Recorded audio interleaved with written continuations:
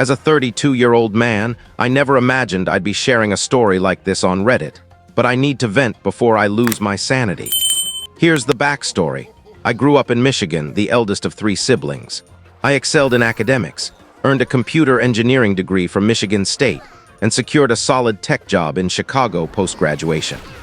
After nearly a decade there, I took a lucrative remote job that brought me back to my hometown 2 years ago, with a $45,000 salary bump and stock options worth $30,000.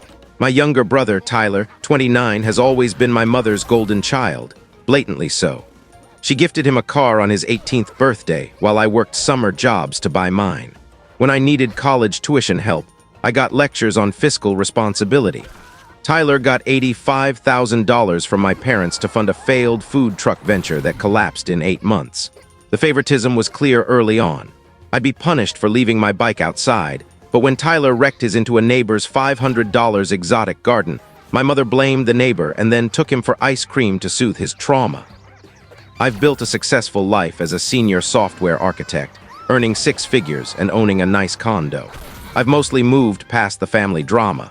My sister Jenna, 27, a nurse who paid her own way through school, gets it. She endured the same favoritism, working night shifts at a diner while Tyler partied in our parents' basement. Jenna and I have monthly video calls to vent about family chaos, often betting on Tyler's next disastrous decision. Last month, I won $50 predicting he'd try day trading after watching a YouTube video. He lost $3,000 in 2 days. My best friend, Mason, 32, has been my rock since we were 12. In middle school, he called out Tyler for blaming me for his misdeeds, like throwing paper airplanes. Mason's sharp wit cuts through nonsense, and he's long warned me against seeking my parents' approval. We play basketball every Saturday, outsmarting younger players with strategy and old man tactics. Our post-game chats often compare whose family is more dysfunctional. His absent father and revolving-door stepdads make it a close race. A year after moving back, I met Rachel, 30, at a tech meetup. She's brilliant with a sharp wit and a black belt in jiu-jitsu, earned after a college stalking incident. We bonded over her Star Wars references during a presentation. 6 months in, our relationship turned serious. She and Mason hit it off, debating lightsaber physics for hours. I kept her from my family initially, wary of their drama, but by Christmas I introduced her. That's when it all unraveled. Tyler saw Rachel's photo and exploded, claiming I stole his ex. I had no clue they'd dated, 3 casual dates months before we met. He threw a tantrum, storming upstairs like a teenager. My mother gave me her signature disappointed look. Rachel later clarified. Tyler got clingy after 3 dates, suggesting they meet his parents and planning a Chicago getaway. When she slowed things down, he showed up at her workplace with flowers, so she ended it. I refused to let Tyler's drama ruin us. Tyler whined for weeks, accusing me of betrayal. My mother made snide remarks about family loyalty. He eventually dropped it, and I thought we'd moved on. Wrong. After 15 months, I planned a grand proposal for Rachel's birthday, reserving a private restaurant room and buying a ring costing 3 months' salary. She said yes, and most guests celebrated, except Tyler, who stormed out, and my mother, who chased after him, glaring at me. Mason later quipped about her coddling a 29-year-old's tantrum. 2 months later, Tyler invited us to dinner with our parents and Jenna to clear the air. It felt suspicious, but we went, expecting buffers. The meal was tense, with my mother probing Rachel passive-aggressively. Rachel handled it masterfully, even complimenting my mother's awful haircut. Then Tyler stood to make a special announcement. Unbelievably, he dropped to one knee and proposed to Rachel. The room froze. Rachel told him to stop. I grabbed his collar and punched him, toppling a coffee table. He rambled that Rachel was using me to spite him. My mother screamed at me for hitting her precious son, ignoring his stunt. Jenna hustled us out. Rachel was livid, pacing our kitchen.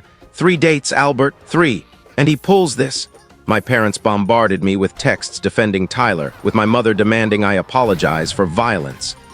I countered that proposing to my fiancé wasn't exactly peaceful. I confronted Tyler with Rachel present. He admitted his friend Craig, a dimwit who lives in his mom's basement, convinced him Rachel was using me for revenge. They staged the proposal to test her loyalty. Rachel called it humiliating. I told Tyler to stop taking advice from failures. He left, declaring he'd skip our wedding, citing bros before hoes, and claiming he had her first. I reminded him 3 dates wasn't a relationship and shredded his invitation. My mother insisted I should have checked with Tyler before dating Rachel. Jenna called her a monster enabler.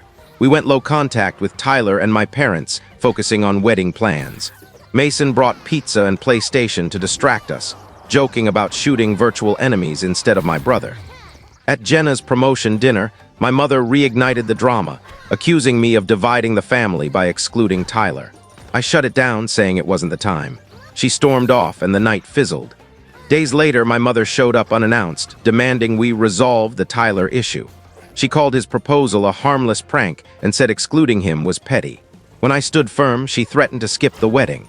I calmly said that was her choice, referencing her absence at my graduation and awards ceremony for Tyler's trivial needs. She called me cruel and left. Relatives bombarded me, siding with her. My father privately supported me, a rare stand against her. Tyler posted vague social media rants about betrayal, with my mother's supportive comments fueling the fire. She texted Rachel, trying to guilt her, then spread rumors that Rachel was manipulating me.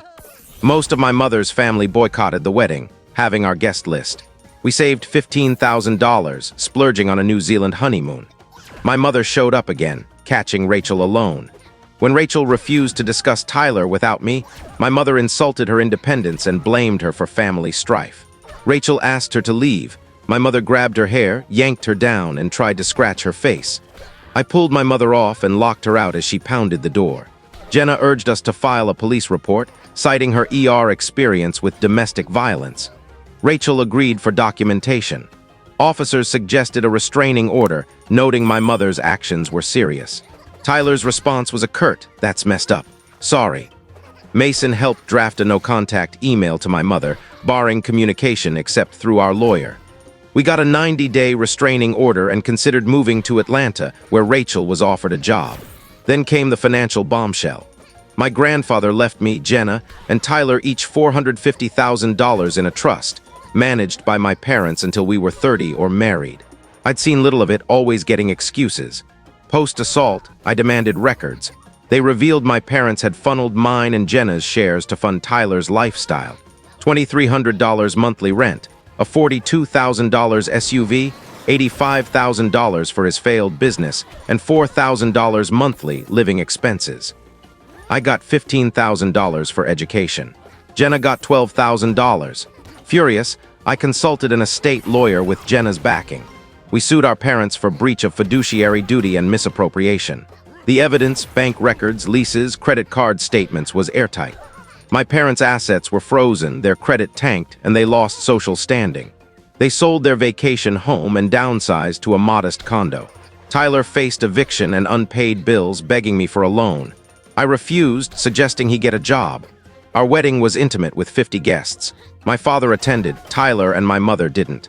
Mason's best man toast joked about dodging family bullets. The lawsuit settled pre-trial. My parents agreed to repay us, selling assets to comply. A neutral trustee now manages the trust. I received $397,000. Jenna will get hers at 30. Tyler's share is locked until he's 30 or proves steady employment. We moved to Atlanta, bought a house, and adopted a German Shepherd, Rocket. Rachel thrives in her new role. I'm now lead architect. My parents email constantly, mixing apologies with hints to visit. I set boundaries. My father's in therapy, acknowledging his enabling. Surprisingly, Tyler got a tech store job and emailed an apology, admitting jealousy drove his actions. He sent a $500 check as a first installment on what he owes, small, but a start.